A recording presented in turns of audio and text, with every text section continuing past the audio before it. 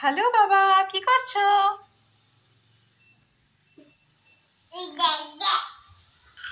কোথায় লেগেছে?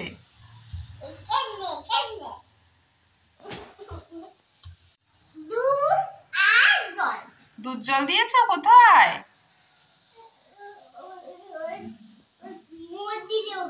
মন্দিরের ওখানে গিয়ে শিব ঠাকুরের মাথায় দুধ জল দিয়ে এসছো?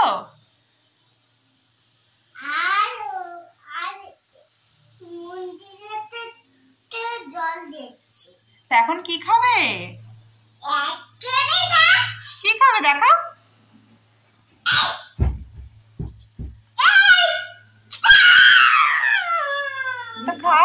হ্যালো এভরিওয়ান, দেখো আজকে শিবরাত্রির সকাল থেকেই ব্লগটা শুরু করলাম। আর সকাল সকাল জানো তো, মোমো না পায়ে চোট পেয়ে গেল। আসলে সিঁড়ি দিয়ে উঠতে গিয়ে একটু পড়ে গেছিলো, ওই জন্য ওই থম্বোফর্ম জেলটাও লাগিয়ে দিলাম।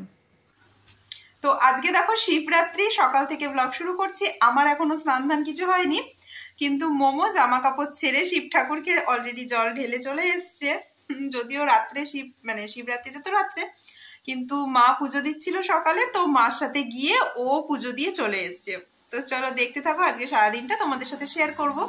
তো এই যে দেখো আমাদের ভোলে বাবা, আর সকাল সকাল দিদা পুজোটা সেরে নিয়েছে, ওই জন্য এই 5টা ফল ঠাকুরকে উৎসর্গ করে দিয়েছে। সকালবেলায় দিদা স্নান ধান করে পুজোটা করে নিল আজকে। আর এই ঠাকুর কিন্তু আমাদের প্রতিষ্ঠিত, যেদিনকে আমাদের গৃহপ্রবেশ হয়েছিল ওই দিনই কিন্তু এই শিব ঠাকুরের মূর্তি, লিঙ্গ আর এই পারদ শিবলিঙ্গটা অবশ্য পরে নেওয়া। তো ওই দুটো শিব ঠাকুরই আমাদের এখানে প্রতিষ্ঠা করা হয়েছে আমাদের যেদিনকে এই বাড়িতে নতুন গৃহপ্রবেশ হয়েছিল ওই দিনকেই। আর এই যে আমাদের বাকি ঠাকুর এখানে, তো মা সকাল সকালই আজকে পুজোটা দিয়ে নিয়েছে। তো দেখো দিদা যেহেতু সারাদিন উপোস থাকতে পারবে না, ওই জন্য দিদা সকালেই কিন্তু শিব ঠাকুরের মাথায় ফল টল দিয়ে পুজোটা সেরে নিয়েছে। তো চলো আমিও এখন স্নান ধান করে একবার পুজো করে নিই, তারপর তো আবার সন্ধ্যেবেলা জল ঢালবো। সারা রাত্রি তো জাগতে পারবো না, কিন্তু যতক্ষণ জাগবো যে কটা প্রহর জাগতে পারবো সেই কটা প্রহরে জল ঢালার ইচ্ছে আছে। তো আজকে যেহেতু চুলের শ্যাম্পু করব, ওই জন্য ভাবলাম একটু অয়েল ম্যাসাজ করে নিই। এখানে আমি তোমার ওই নারকেল তেল, তার মধ্যে একটু অলিভ অয়েল আর একটু মধু মিশিয়ে ভালো করে চুলে ম্যাসাজ করে নিচ্ছি। মধুটা দেখলে কিরকম সাদা সাদা, ওটা আসলে সর্ষে ফুলের মধু। ওই আমার বড় মামা নিয়ে এসছে, ওদের অফিসের ওখানে পাওয়া যায়, ওখান থেকেই, ওই জন্য ওরকম সাদা সাদা একদম অরিজিনাল ফুলের মধু কিন্তু। তো এটা মাথায় লাগিয়ে আমি আধ ঘন্টা মতো এখন রেখে দেবো। কে এসছে বাবু?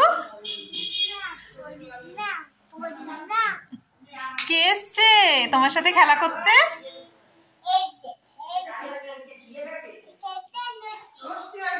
রোশনাই বেবি?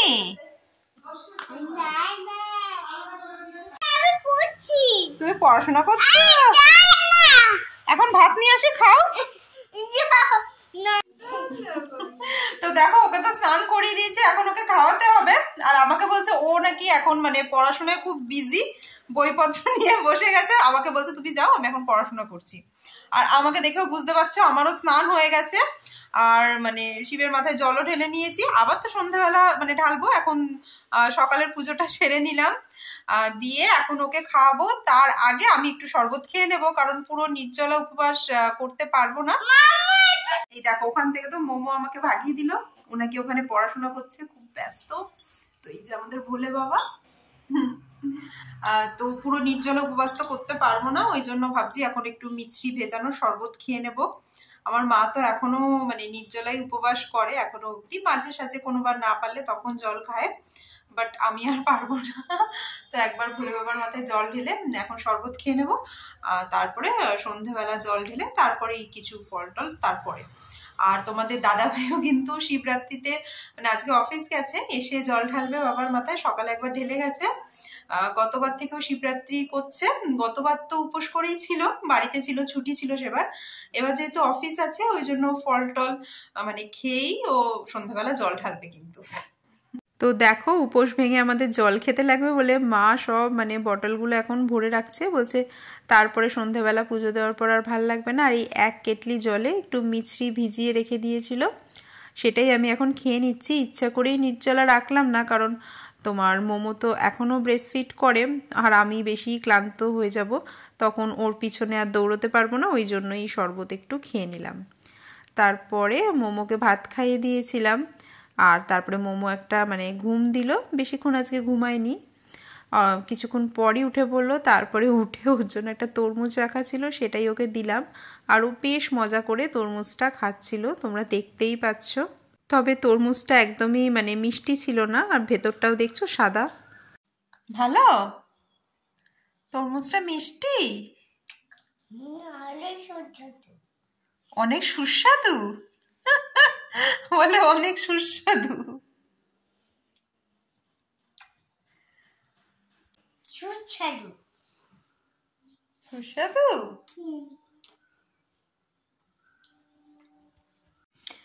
তো দেখো দুপুরে খাওয়া দাওয়া করে মোমো একটা ভালো ঘুম দিয়ে উঠেছে, এখন বসে বসে খাচ্ছে হচ্ছে তরমুজ।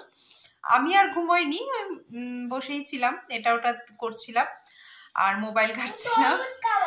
এখন ওর জন্য ভাবছি একটু নুডলস বানিয়ে দেবো, দিয়ে তারপরে এখনো পুজো করতে দেরি আছে, সবেই 4:30 বাজে, পুজো তো 6:30টার পরই করবো।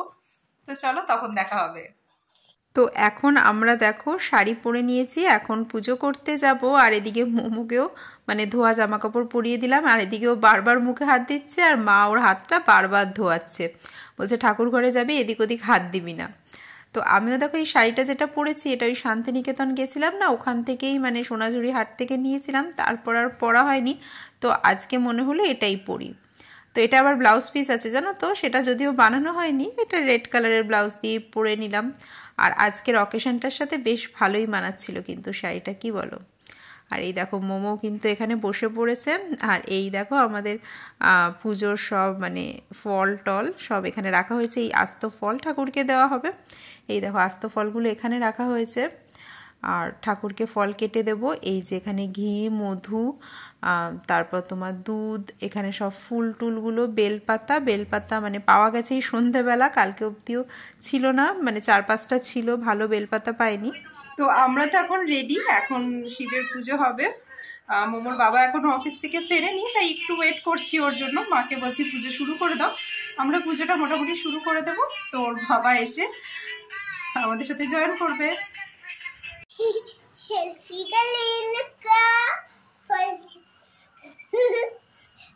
কে রে? দুষ্টু পরি।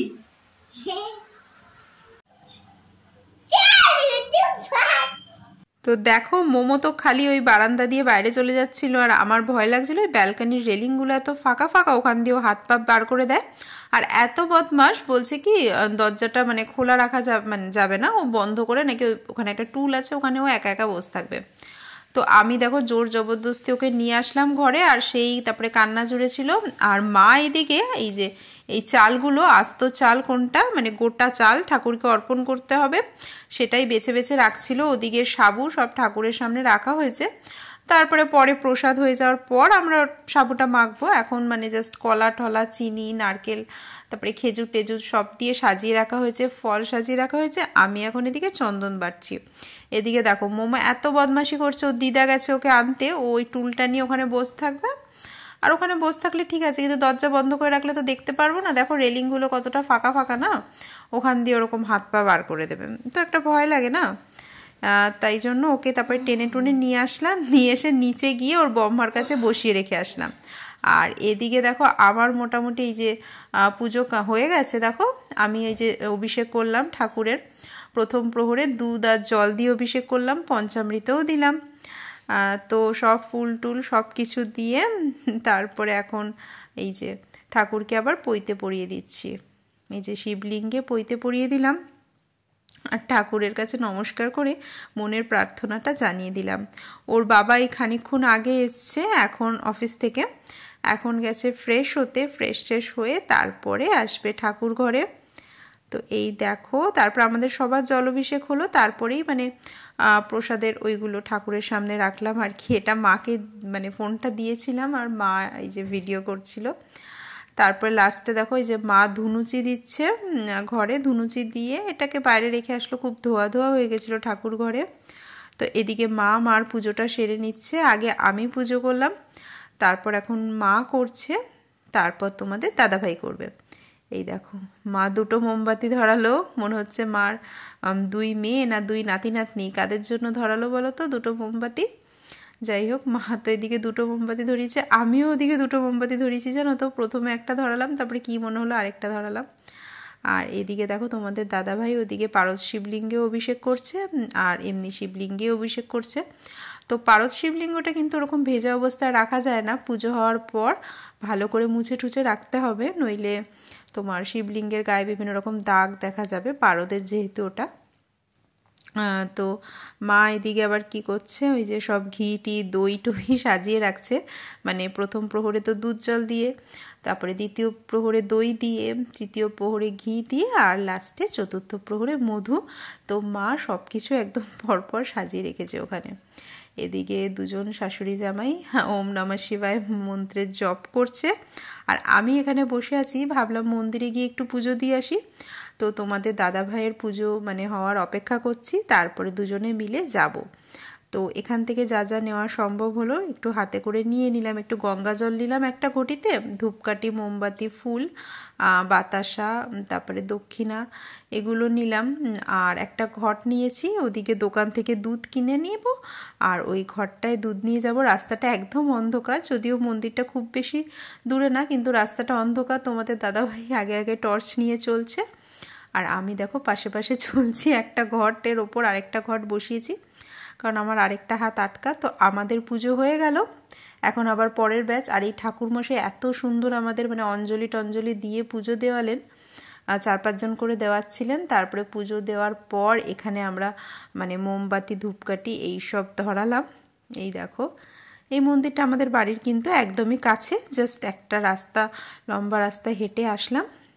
খুব ভালো মতো আমাদের পুজোটা হলো, বাড়িতেও ভালো পুজো হলো, আবার মন্দিরেও ভালো মতো পুজো দিয়ে এখন আবার বাড়ি যেতে যেতে দেখছি আবার দ্বিতীয় প্রহর হয়ে যাচ্ছে।